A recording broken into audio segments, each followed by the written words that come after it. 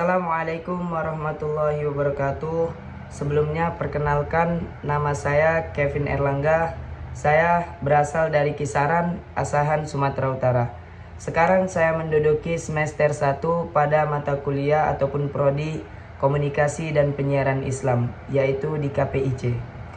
Baik, Bapak yang terhormat, Bapak Muhammad Iqbal Abdul Muin LCMA. Baik teman-teman sekalian, di sini akan saya jelaskan tentang apa sih hadis menurut terminologi. Hadis ini dimaknai sebagai ucapan dan segala perbuatan yang dilakukan oleh Nabi Muhammad SAW. Sedangkan secara bahasa, hadis berarti perkataan, percakapan, pembicaraan, dan perbuatan.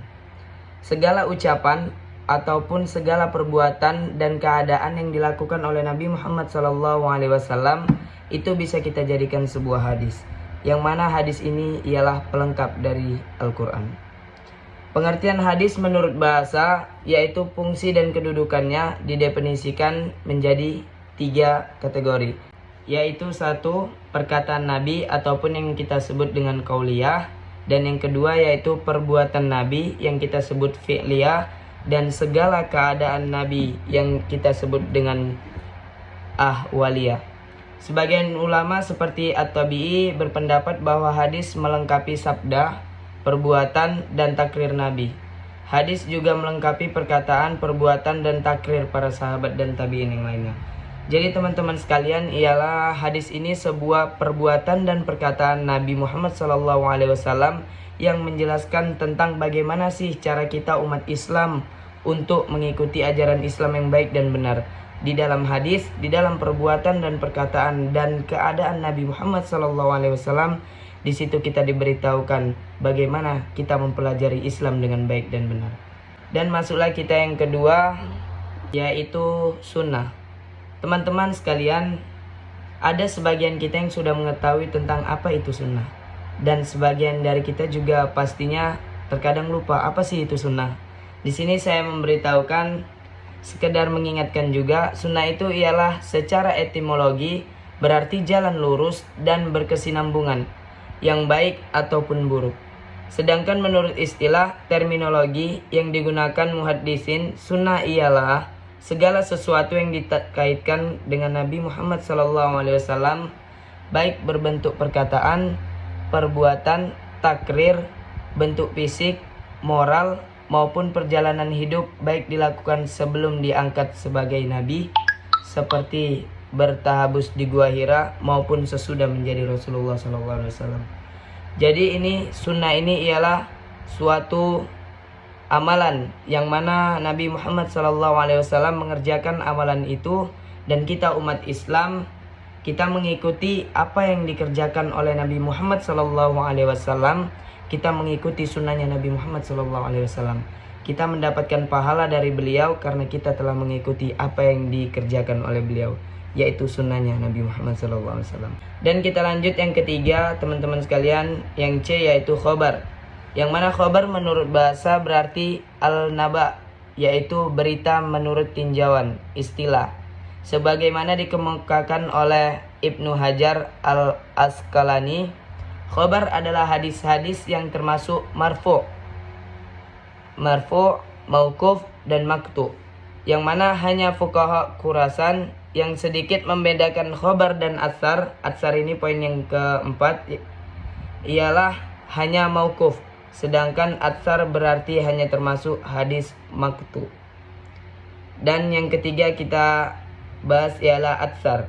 Atsar yang seperti saya bilang tadi, itu ialah sisa atau peninggalan dari sesuatu, sedangkan pengertiannya secara etimologi yaitu ada 2 pendapat mengatakan, yaitu yang pertama, atsar adalah sinonim dari hadis, yaitu segala sesuatu yang berasal dari Nabi Muhammad SAW, yaitu sinonim ialah kesamaan dari sebuah hadis, yang mana hadis tadi kita artikan ialah sebuah perkataan dan perbuatan yang kita ikuti, itu yang menjadi arahan dan jalan kita untuk mengikuti ajaran Islam.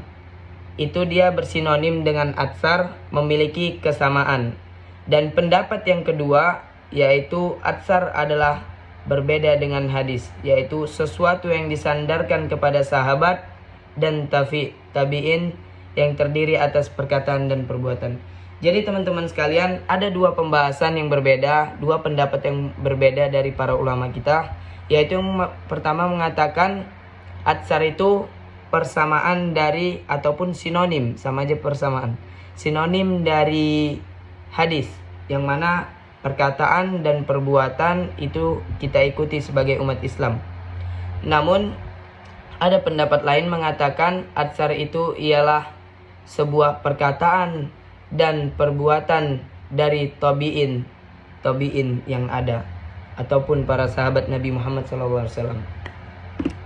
Jadi teman-teman sekalian, yang saya ambil ialah pendapat ulama yang kedua, yaitu atsar itu adalah segala sesuatu yang disandarkan pada sahabat ataupun tabi'in.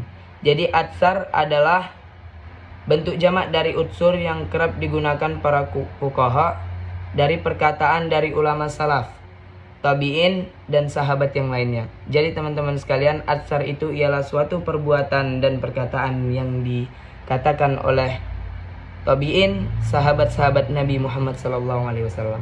Baik teman-teman sekalian, dari 4 pembahasan tadi, yaitu yang pertama hadis, sunnah, khobar, dan atsar, kita mendapatkan suatu kesimpulan ataupun dapat kita tarik suatu pengertian bahwa keempat istilah tersebut pada dasarnya memiliki kesamaan maksudnya dan segala urusannya itu memiliki kesamaan, yaitu perbuatan Nabi, perkataan Nabi, dan ketetapan yang dilakukan oleh Nabi Muhammad SAW. Selain dari keempat istilah tersebut, masih ada lagi satu istilah yang erat kita kaitkan dengan pembahasan ini, yaitu bid'ah. Yang mana bid'ah ini sebuah hal yang dilakukan tidak sesuai dengan ajaran Nabi Muhammad SAW. Dan adapun dari keempat pembahasan yang kita bahas tadi, yaitu hadis, sunnah, khobar, dan atsar, dapat kita simpulkan bahwa 4 pembahasan ini intinya bersumber dari Nabi Muhammad SAW, baik itu perkataan, perbuatan, perilaku, dan tindakan beliau dalam kehidupan sehari-hari untuk memberikan ajaran kepada umat Islam. Teman sekalian, kita akan memasuki pembahasan yang baru, yaitu kedudukan dan fungsi hadis. Pasti kita bertanya-tanya juga, apa sih kedudukan dan fungsi hadis di dalam keseharian kita? Yaitu saya dapat simpulkan, pada masa Rasulullah SAW tidak ada sumber hukum selain Alkitab, yaitu Al-Quran. Dan Al-Sunnah itu tidak ada, wahai teman-teman sekalian. Jadi di dalam Allah Subhanahu wa Ta'ala, beliau terdapat pokok-pokok yang bersifat umum bagi hukum-hukum syariat, tanpa pemaparan rincian keseluruhannya dan pencabangannya, kecuali sejalan dengan pokok-pokok yang bersifat umum. Jadi teman-teman sekalian, kedudukan dan fungsi Al-Quran ataupun fungsi hadis pada saat zamannya Nabi Muhammad SAW itu sangat penting. Mereka sangat berharga fungsi dan kedudukannya. Apalagi Al-Quran ini kan. Al-Quran dan hadis adalah sebuah pegangan ataupun sebuah sumber hukum umat Islam pada masa Rasulullah SAW. Tidak ada hukum-hukum yang lain yang dapat disumberkan dari tempat lain kecuali Al-Quran dan hadis pada masa Rasulullah SAW. Jadi teman-teman sekalian, Allah Subhanahu wa Ta'ala menurunkan Quran surah An-Nahl ayat 427, yaitu agar kita menerangkan kepada umat manusia yang telah diturunkan kepada mereka dan supaya mereka memikirkannya. Jadi teman-teman sekalian, itulah fungsinya hadis, itulah fungsinya sunnah, khobar, atsar, dan yang lainnya tadi. Itulah fungsi dari Allah Subhanahu wa Ta'ala menurunkannya, yaitu melalui dari Nabi Muhammad SAW. Nabi Muhammad mempelajari Al-Quran, beliau melakukan tindakan agar apa? Agar kamu menerangkan kepada umat manusia, yaitu Nabi Muhammad SAW menerangkan kepada umat manusia tentang apa yang diturunkan kepada Nabi Muhammad dan supaya mereka memikirkannya. Selanjutnya saya akan membahas tentang dalil-dalil tentang kehujjah hadis. Yaitu yang pertama ada Al-Quranul Karim. Di dalam Al-Quran terdapat banyak yang menjelaskan tentang kewajiban taat kepada Rasulullah SAW. Allah Subhanahu wa Ta'ala menurunkan Alkitab, yakni Al-Quran, dan menuturkan pula hikmah. Di negeri tempat aku tinggal, aku mendengar seorang ahli Al-Quran dan mengatakan yang dimaksud al-hikmah adalah sunnah Rasulullah SAW. Jadi teman-teman sekalian, bisa kita lihat bersama bahwa dalil-dalil tentang kehujjahan hadis. Apa sih itu kehujjahan? Jadi teman-teman sekalian, kehujjahan atau hujjah yaitu adalah suatu keterangan ataupun bukti ataupun alasan argumentasi itu dapat kita ambil dan kita tanamkan dan kita percayai.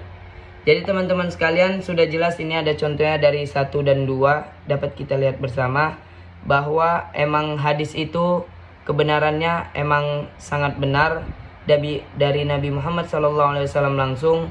Beliau yang mengatakan, beliau yang melakukan, dan beliaulah yang memberitahukan bahwa itu adalah hal yang benar. Jadi teman-teman sekalian, dapat kita lihat bersama ini contoh 1, 2, 3, dan 4. Itu adalah suatu dalil-dalil yang menjelaskan tentang kebenaran hadis Nabi Muhammad SAW sebagai ajaran dan jalan kita yang benar untuk kita ikuti. Jadi teman-teman sekalian, langsung kita ambil poin yang kelima, yaitu pandangan para fuqaha yang terakhir nih ya, tentang kehujjahan atau kebenaran dari hadis itu. Dengan pasti ditegaskan pada intinya di sini bahwa semua fuqaha kaum muslimin dari berbagai mazhab dan kawasan, baik yang mempunyai mazhab yang masih bertahan, yang tinggal nama saja, yang memiliki pengikut maupun yang tidak memiliki pengikut, mereka memandang penting mengambil sunnah dari Nabi Muhammad SAW, menetapkan hukum dengan segalanya, yaitu hukum dari sunnah yang dikerjakan oleh Nabi Muhammad SAW, serta merujuk kepadanya apabila ada bagian dari agama Allah yang sudah jelas bagi mereka dan tidak dapat dipertentang lagi. Sikap seperti ini sama-sama diambil oleh orang yang cenderung kepada mazhab hadis.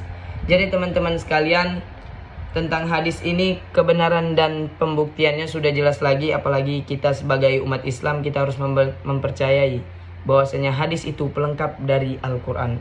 Di dalam Al-Quran, beliau tidak memperjelaskan bagaimana tata cara kita untuk melaksanakan sholat. Di dalam Al-Quran, kita tidak dijelaskan bagaimana cara kita melakukan ibadah haji. Dan di dalam Al-Quran, kita tidak dijelaskan bagaimana cara kita melakukan puasa, bagaimana cara kita melakukan sholat jenazah, bagaimana cara kita melakukan amalan-amalan lain. Namun di dalam hadis, yaitu sunnah ataupun atsar yang tadi kita bahas, disitulah pembahasannya, disitulah dari apa yang diajarkan Nabi Muhammad SAW, baik perkataan, perbuatan, keadaan, perilaku, tindakan yang dilakukan oleh Nabi Muhammad SAW, sudah dijelaskan bahwasanya itu benar, bahwa hadis itu adalah sebuah pelengkap dari Al-Quran. Baiklah teman-teman sekalian, itu saja yang dapat saya simpulkan, itu saja yang dapat saya katakan. Selebihnya saya kurang mohon maaf jika ada kesalahan, dan terima kasih atas pendengarannya yang sudah mendengarkan dengan baik. Mohon izin kepada Bapak Muhammad Iqbal Abdul Muin LCMA, terima kasih atas kerjasamanya. Saya sudahi dengan billahi taufik wal hidayah. Wassalamualaikum warahmatullahi wabarakatuh.